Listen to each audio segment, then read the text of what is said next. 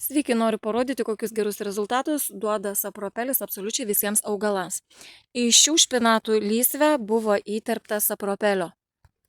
Ankstyvi lapiniai kopūstai irgi buvo pamaitinti sapropeliu.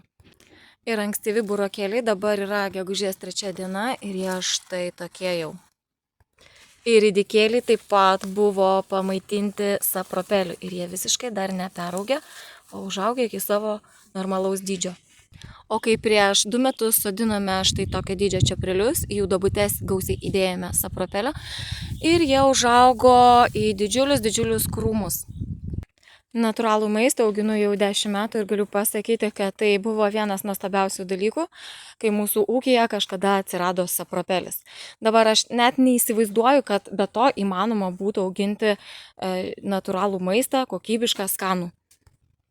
Sapropeliui 10 000 metų jį sukūrė pati gamta ir jame yra tokių medžiagų, kurių daugiau nėra niekur. Jeigu visgi namų darbų nepadarėte pavasarį anksti arba rudenį, galite padaryti dabar. Sapropelį galima naudoti net augalams augant. Tiesiog paskleisti ant dirvos paviršiaus, įterpti su kauptuku ir palaistyti.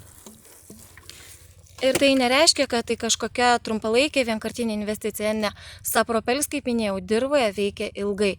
Tai ilgalaikė investicija. Tam, kad sapropelis geriau veiktų, greičiau būtų pasisavinamas, aš sukūriau specialų mišinį su tam tikrų kiekių durpės ir tam tikromis maltomis uolienomis. Jisai jau yra paruoštas naudojimui. Įsigyti galite mūsų internetinėje parduotuvėlėje www.gamtinisdaržas.lt. Iki.